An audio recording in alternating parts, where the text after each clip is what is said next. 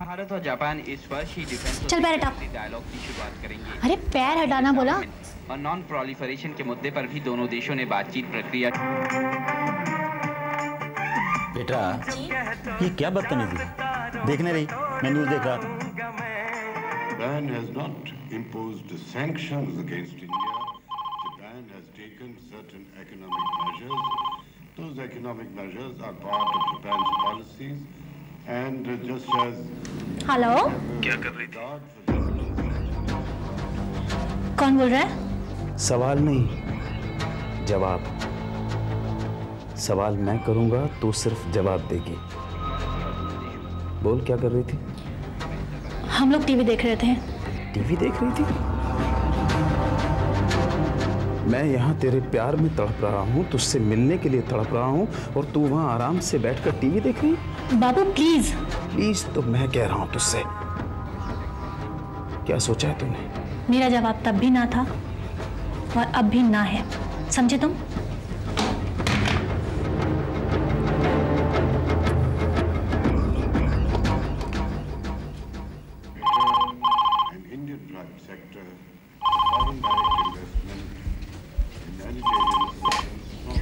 सुन रही ना तो? ध्यान से सुन। तेरे पास सिर्फ एक ही रास्ता है, मुझसे शादी कर ले, नहीं तो तेरी सारी फोटोग्राफ्स कॉलेज में लगा दूंगा, और उसके बाद क्या होगा तू अच्छी तरह से जानती है। कोई भी तुझसे शादी करने के लिए तैयार नहीं होगा, कोई तैयार नहीं होगा। और अगर तूने किसी और से शादी की तो फिर तुझे सारी जिंदगी सफेद कपड़ों में गुजारनी पड़ेगी, एक विधवा की तरह। जान से मार डालूंगा जो साला शादी करेगा तुझसे। बाबू पहले मुझे शक था, अब मुझे पूरा यकीन हो गया है कि तुम पागल हो, पागल। You're totally mad।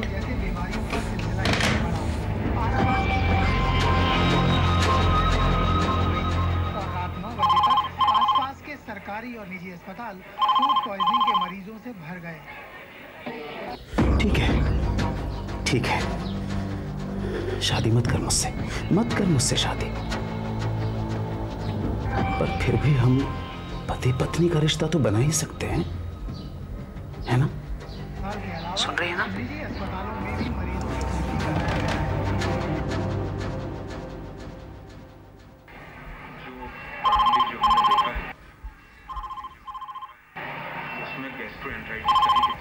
मैं देखता हूँ। उसका कारण पानी भी हो सकता है, इतने लार्ज केस में लार्ज उसमें स्केल है। हेलो। या तो इन्फेक्टेड वाटर हो सकता है या इन्फेक्टेड फूड हो सकता है। उधर पुलिस ने खुला आटा बेचने वाली दुकानों की तलाश शुरू कर दी है। इस सिलसिले में एक दुकान क्या हो रहा है? किसका फोन था? किसका फोन था? नहीं बेटे,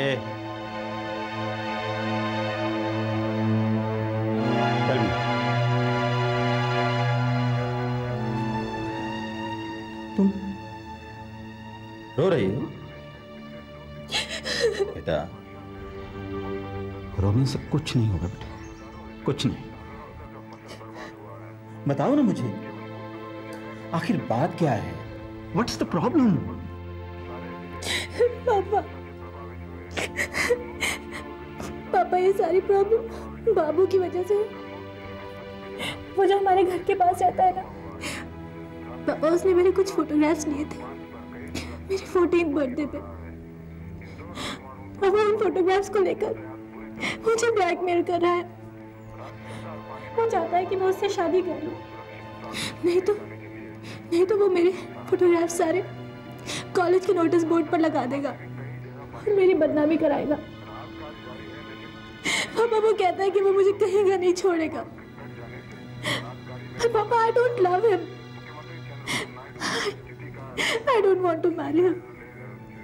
पापा प्लीज आप कुछ कीजिए, हेल्प मी। Don't help. देखो, जब तक तुम्हारे पापा हैं तुम्हें कोई टेंशन लेने की जरूरत नहीं। I will deal with him, okay? मैं उससे आज ही बात करूंगा, ओके? पक्का? पक्का। अब तुम रोना बंद करो। जलगांव, महाराष्ट्र, अगस्त 1998। अश्विनी को यही डर लगा रहता कि कहीं बाबू उसकी तस्वीरें सबको दिखाकर उसे बदनाम ना कर दे। वो हर रात उसे फोन करके धमकियां देता। पर अब अश्विनी के पिता डॉक्टर तांबे ने इस बात की जिम्मेदारी ले ली थी कि वो इस समस्या का हल ढूंढेंगे। देखो बाबू बेटे, तुम एक अच्छी फैमिली से हो।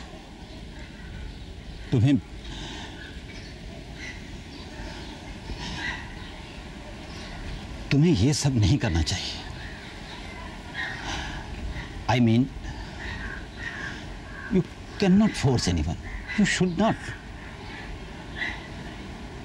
मेरी बेटी तुम्हें पसंद नहीं करती, इसलिए प्लीज उससे दूर रहो। सॉरी अंकल, मैं आगे से ऐसा नहीं करूंगा। आज के बाद मैं कभी अश्विनी को डिस्टर्ब नहीं करूंगा। I am really very sorry. It's okay बेटा, अगर तुम्हें अपनी गलती का एहसास है तो ठीक है। बेटा तुम मुझे वो फोटोग्राफ्स और नेगेटिव्स दे दो। अंकल वो तो मैंने जला दिए। अब मेरे पास अश्विनी की कोई फोटोग्राफ नहीं है। सच? I promise uncle. अब आज के बाद मैं उसे बिल्कुल तंग नहीं करूंगा। आप उन फोटोग्राफ्स के बारे में बिल्कुल भूल जाइए। डॉक्टर तांबे को बाबू की बातों पर यकीन हो गया और उन्हें लगा कि अब वो कभी अश्विनी को परेशान नहीं करेगा। वो इस बात से अनजान थे कि बाबू ने अपने आप से भी एक वादा किया है, अश्विनी को बर्बाद करने का।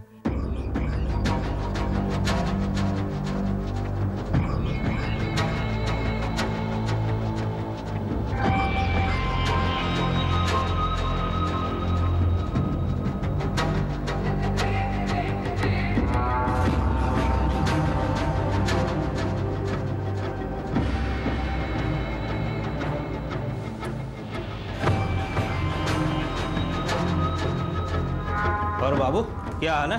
क्या कर रहा? ये फोटो किसका है? फोटो है किसी का। अश्विनी की है ना? जानता है तो पूछता क्यों? रघु, बाबू तू उसे बहुत प्यार करता है ना?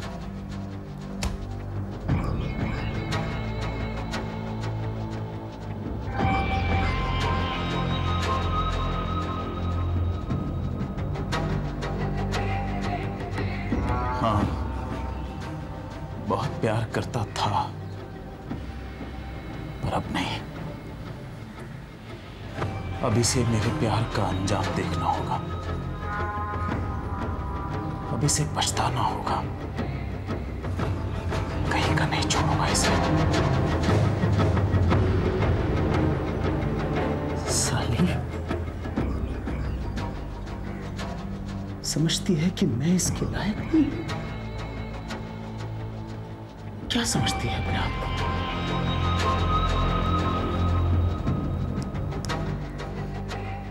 मैं इसे कहीं का नहीं छोड़ूंगा। अगर ये मेरी नहीं बन पाई तो इसे किसी और के लायक भी नहीं छोड़ूंगा। बर्बाद कर दूंगा इसे। जिसका बाप साला,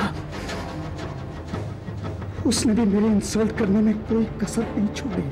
क्या कहा उस साले ने? इसकी तो कहता है तुम किसी के साथ जबरदस्ती नहीं कर सकते। मेरी बेटी तुम्हें प्यार नहीं करती, उसकी तो। बाबू अगर ये बात है ना तो कुछ करना होगा। तू चिंता मत कर, हम तेरे साथ हैं, छोड़ेंगे नहीं उसे।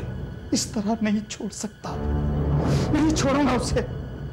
ये क्या हो रहा है? क्या बात है? ये जोर जोर से किसे मारने की बात कर रहे हो? आप जाइए यहां से, जाइए आप। और मेरी किसी भी बात में टांग अड़ाने की कोई जरूरत नहीं है, वरना मैं। जाइए आप, जाइए यहां से।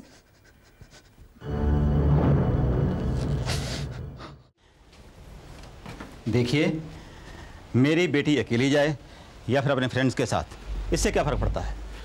देखिए, बाबू मेंटली ठीक नहीं है और हो सकता है वो आपकी बेटी को नुकसान पहुंचाना चाहता हो, इसलिए वो काफ़ी डिस्टर्ब भी है। मैं तो आपको सिर्फ पहले से ही सावधान करना चाहता हूं ताकि आप अश्विनी बेटी का भी ध्यान रखें, उसे कहीं अकेला नहीं जाने देना, वो उसके लिए अच्छा नहीं होगा। वैसे मैं खुद भी नहीं जानता हूं कि बाबू क्या करना चाहता है, लेकिन उसके इरादे अच्छे नहीं हैं। आप समझ रहे हैं ना? मैं सिर्फ चाहता हूं कि आप सतर्क रहें। अगर मामला इतना ही सीरियस है तो मुझे पुलिस के पास जाना चाहिए, उनकी मदद लेना चाहिए। जहां तक मेरी बेटी का मामला है, मैं कोई रिस्क नहीं ले सकता। नहीं, पुलिस में जाने की कोई ज़रूरत नहीं है। मैं बाबू को समझाऊंगा और मुझे पूरा यकीन है वो मेरी बात समझेगा। देखिए, ये मामला अगर हम लोगों के बीच में ही रहे तो इसमें हम सबकी भलाई है। आप प्लीज़ पुलिस में मत जाइए, मेरी बात मानिए प्लीज़। पर बाबू के पिता खुद भी जानते थे कि वो उनकी बात नहीं मानेगा। उसने हमेशा अपने मन की ही की थी और आज वो कुछ ऐसा करने वाला था जो... इकबाल शेख की दुकान से चाकू खरीदेंगे साहब तो मांस मच्छी तो क्या, गला भी। मजाक करना मेरी पुरानी आदत है, लेकिन मांस मच्छी काटना साहब 200 धार लगा के दिए सेठ।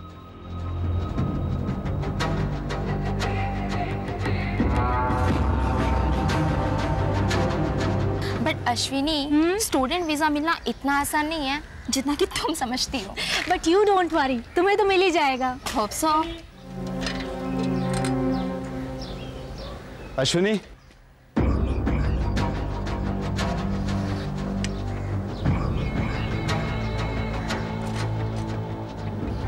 अश्विनी, कौन था ये? ये बाबू था। बाबू? अश्विनी मेहंदी के कोन के लिए अपनी बहन की दोस्त रेखा के साथ उसके घर जा रही थी, जो सिर्फ 10 मिनट की दूरी पर था। रास्ते में आई हुई बाबू की आवाज और उसकी हरकत ने रेखा को डरा दिया। उसने अश्विनी को अपने घर वापस जाने को कहा, पर अश्विनी ने यह कहकर टाल दिया कि वो आते वक्त अपनी साइकिल पर जल्दी चली आएगी।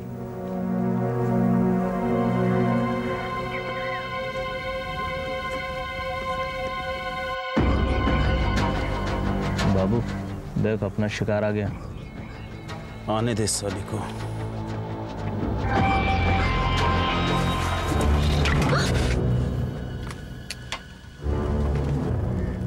क्या सोचा तूने? शादी करेगी? नहीं।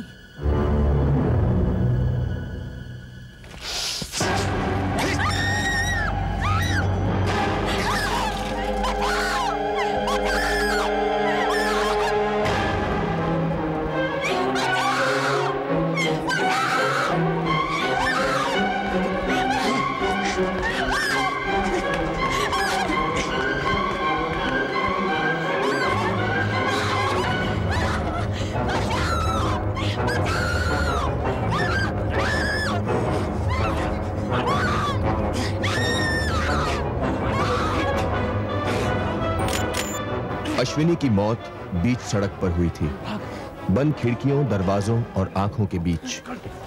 कुछ देर बाद वहां से गुजरते एक आदमी की नजर अश्विनी की लाश पर पड़ी और उसने उसके घर पर इत्तला की।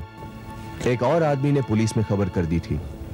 डॉक्टर तांबे और उनकी पत्नी वहां पर पहुंचे और उन्होंने पुलिस को बताया कि किस तरह बाबू उनकी अश्विनी को तंग किया करता था। ये क्या कह रहे हैं इंस्पेक्टर साहब? मेरा बेटा बाबू ने खून किया है? नहीं, वो नहीं कर सकता ऐसा। मेरा बेटा... देखिए बाबू मुझे हर हाल में चाहिए, और जैसे ही वो घर पे वापस आए आप मुझे इन्फॉर्म करेंगे। ठीक। हाँ, उसका कोई खास यार दोस्त? हाँ, वो मुकेश और रघु, इन दोनों के वो बहुत करीब था। एक मिनट है जी।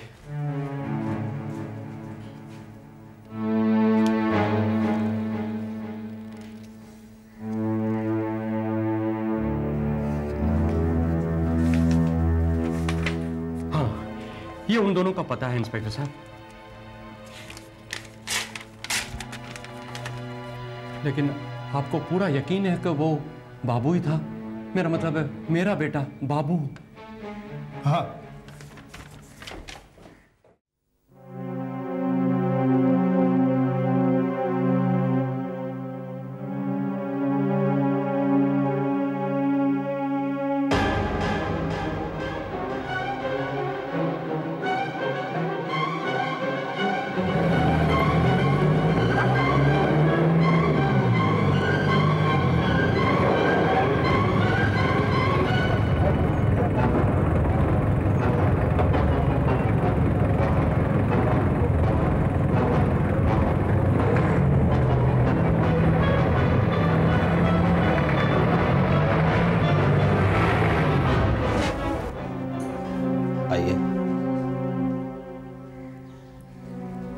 इंस्पेक्टर साहब,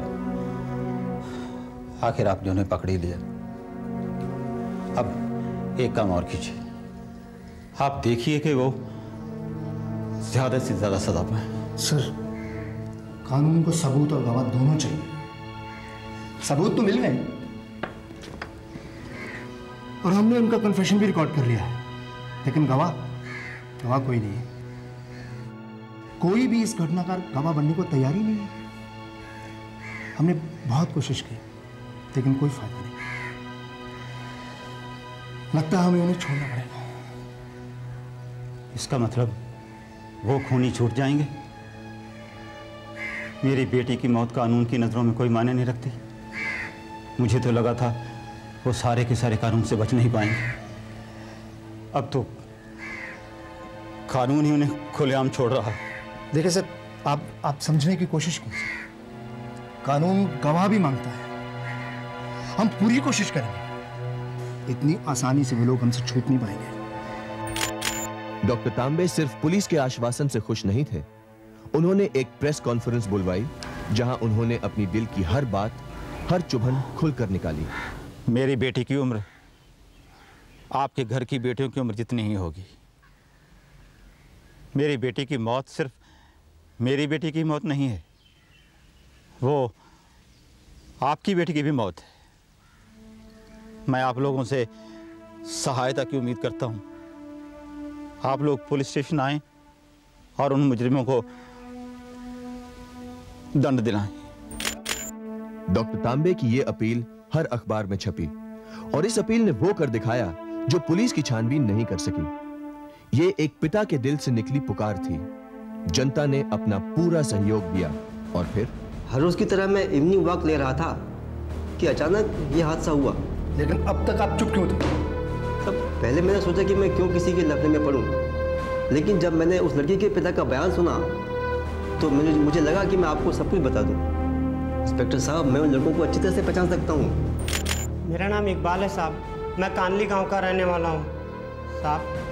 मैंने ही उन 3 लोगों को चाकू बेचा है साहब। क्या तुमने?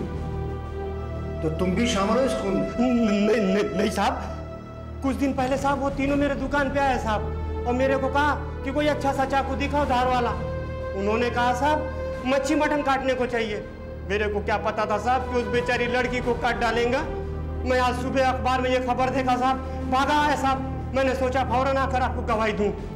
सर, मेरा नाम अमित है और मैंने ये खून होते हुए देखा है। सर, मैंने उन्हें ये कहते हुए सुना, शिकार आ गया, और मैं उन लोगों को पहचान भी सकता हूँ। वो डॉक्टर अंकल ने जब अनाउंसमेंट किया तब मैंने सुना और मैंने अपने डैड को सब कुछ बता दिया। Sir, I want to help in this case. इन 3 लोगों ने उन लड़कों को साफ पहचान लिया। बाबू, रघु और मुकेश पर अश्विनी के कत्ल का मुकदमा चला और उन्हें उम्र कैद की सजा सुनाई गई। हर साल स्त्रियों के खिलाफ 1 लाख से ज्यादा जुर्म होते हैं।